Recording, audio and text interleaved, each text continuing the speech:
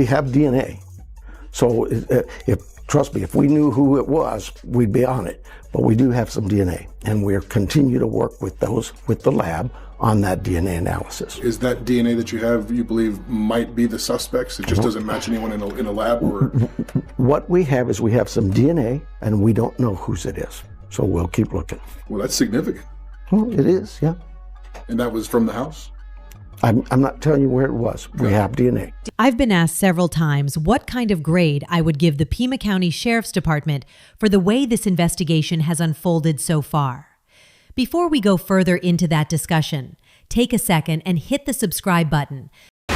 Turning now to the ongoing search for Savannah's mom, Nancy, now entering its 4th week. Volunteer groups now canvassing the neighborhood around her home. The sheriff saying leads are still pouring in. NBC's Liz Kreutz remains in Tucson for us this morning. Hi, Liz. Good morning.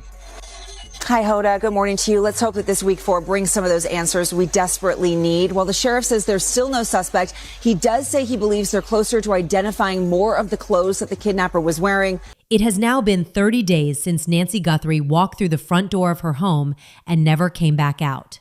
30 days since a masked individual wearing gloves and carrying equipment approached that home in the middle of the night, moved with clear preparation. The other interesting thing he talked about is challenges with the DNA, which we hadn't heard that they were having challenges. He says that their Florida lab that they're using is having challenges because the DNA is mixed, is what he said, which is causing delays in testing the DNA. So that's obviously not good news. We'll have to see. I mean, the science is changing so quickly with DNA testing. And took steps to prevent cameras from capturing what happened next. 30 days since investigators discovered Nancy Guthrie's blood on the front porch of the house where she lived. 30 days since her pacemaker transmitted its last signal at 2:28 in the morning and then stopped communicating completely. A full month has passed, and despite the enormous resources involved in the search, there has still been no arrest, no suspect publicly identified by law enforcement, and no confirmed proof that Nancy Guthrie is alive. The investigation has reached the 30-day mark, and today, for the first time since her mother disappeared, Savannah Guthrie appeared publicly outside that house. She traveled to Tucson and stood outside the home with her brother Cameron and her sister Annie. The 3 of them placed flowers at the front of the house. We know that this is something that the Pima County Sheriff's Department is looking at when it comes to the Nancy Guthrie case. How long can it take, though, when you have a potential DNA sample and you go through this route of genetic genealogy? And stood together outside the property that had once been their mother's safe place. Afterward, Savannah shared a brief message publicly that simply said, "We feel the love." The image of those 3 adult children standing together outside their mother's empty home on a quiet street in Tucson said more about the situation than any press conference or official statement has been able to convey. It can take quite a bit of time. Now, fortunately, the sheriff sent the DNA to a private lab that is kind of a one-stop shop. They're great at extracting the DNA from the evidence and then creating 2 separate profiles. The one that's uploaded to CODIS, the type of profile law enforcement has used for decades, and then the different type of profile that we need for genetic genealogy. And so it will save time to send it there because they were able to create both of those profiles in parallel.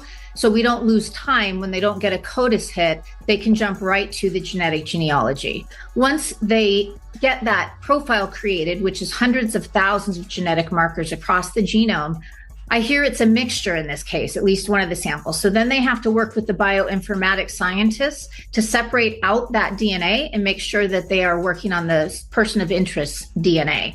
Then once that's done, it's uploaded to the databases that have agreed to work with law enforcement on the genealogy side. Unfortunately, even though there are over 50 million people who have taken direct-to-consumer DNA tests, the top 3 companies have barred law enforcement's use. And so we are limited to the 3 smallest databases: GEDmatch, Family Tree DNA, and DNA Justice. This is day 30 of the investigation, and if anything, the mystery surrounding what happened appears deeper than it did in the early days. Before examining the latest developments, it is important to understand how investigators look at missing person cases over time. Most people have heard that the first 48 hours are critical in these investigations, and that is absolutely true. However, experienced investigators also talk about another time marker that becomes increasingly concerning, and that is the 30-day point. When a case reaches 30 days without a named suspect, without a confirmed location of the missing person, and without proof of life, the nature of the investigation begins to change. Physical evidence can deteriorate over time. Witnesses may begin forgetting details that seemed clear earlier. Tips from the public often slow down, and media attention sometimes shifts to other stories. At the same time, the individuals responsible for the crime may begin to feel a sense of confidence that they have escaped detection. For investigators, reaching 30 days is not simply a number on a calendar. It represents a turning point in how the case progresses. And the developments that have occurred over the past 72 hours provide some indication of where this investigation may now be heading. One of the most important updates came from the Pima County Sheriff's Department, although the significance of the announcement did not receive much attention in many major news reports. Officials said they were reorganizing the investigative structure and refocusing resources on the case. On the surface, that may sound routine, but the details matter. Authorities confirmed that the investigation is now being handled by a dedicated task force composed of homicide detectives working alongside FBI agents. The involvement of homicide detectives is a detail that stands out. These are not simply missing person investigators or search and rescue specialists. Homicide detectives are investigators who specialize in cases where the worst possible outcome must be considered. Law enforcement officials were careful in their wording and emphasized that assigning homicide detectives does not mean Nancy Guthrie has been declared deceased.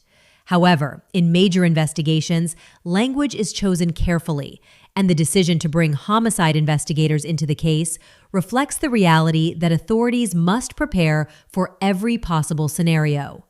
When homicide detectives are assigned, it indicates that investigators are prepared to examine the case from the perspective of someone who may have committed a fatal crime, and that they are ready to work backward from that possibility if necessary.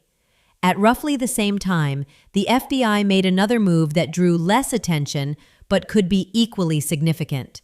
I'm coming on to say it is day 24 since our mom was taken in the dark of night from her bed. And every hour and minute and second and every long night has been agony since then of worrying about her, fearing for her, aching for her, and most of all, just missing her, We know that millions of you have been praying. So many people have been praying of every faith and no faith at all, praying for her return, and we feel those prayers. Please keep praying without ceasing. We still believe. We still believe in a miracle. We still believe that she can come home. The federal command post that had been operating in Tucson was relocated to Phoenix, which is roughly 70 miles away. Officials stress that agents are still present in Tucson, continuing to canvass neighborhoods and follow leads. But the command center where intelligence is gathered and major decisions are made has been moved. That relocation matters because command posts typically remain near the center of activity in an investigation. When the FBI shifts the command center to another city, it often indicates that investigators believe important connections may exist beyond the immediate location of the crime scene.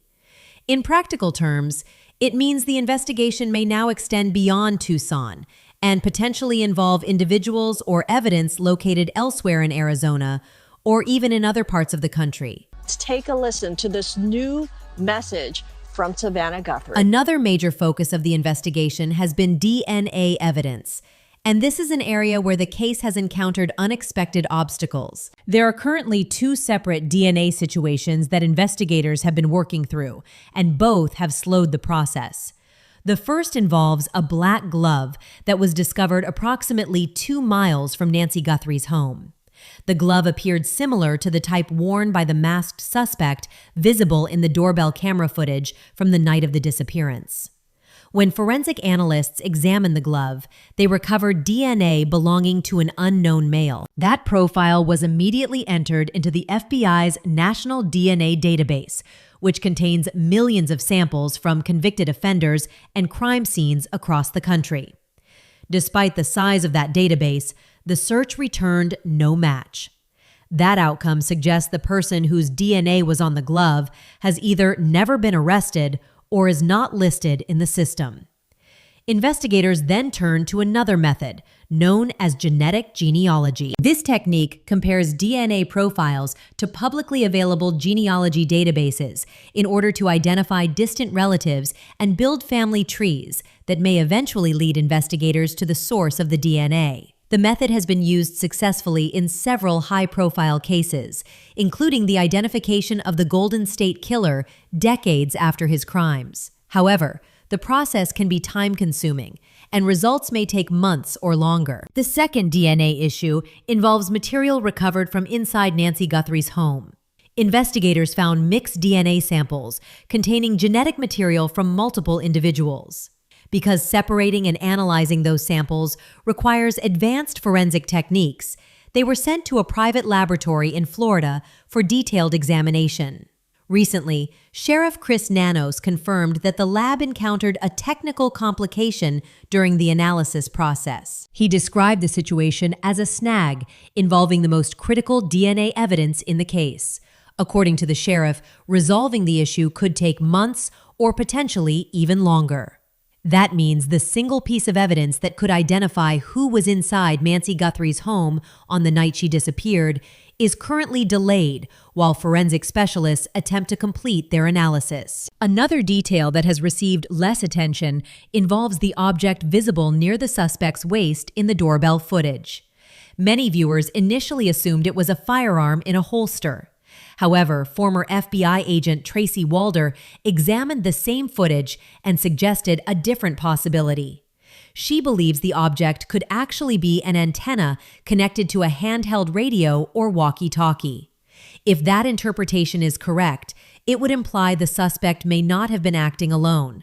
A radio device would allow communication with someone positioned elsewhere nearby, possibly a lookout or a driver waiting in another location. That possibility would suggest coordination and planning involving more than one individual, rather than a single person acting impulsively. Investigators are also reviewing footage from a Ring camera located about 2.5 miles from Nancy Guthrie's home. The camera belongs to a resident named Elias Strathiguas and records activity on the street outside his house.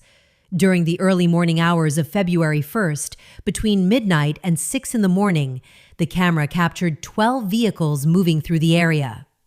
In a quiet residential neighborhood where traffic is typically minimal during those hours, that number stands out.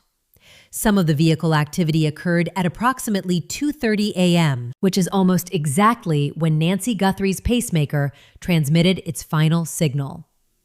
When reporters spoke with Strategius, he said that for the first 25 days after Nancy disappeared, no law enforcement officers had come to his home to ask about cameras in the area.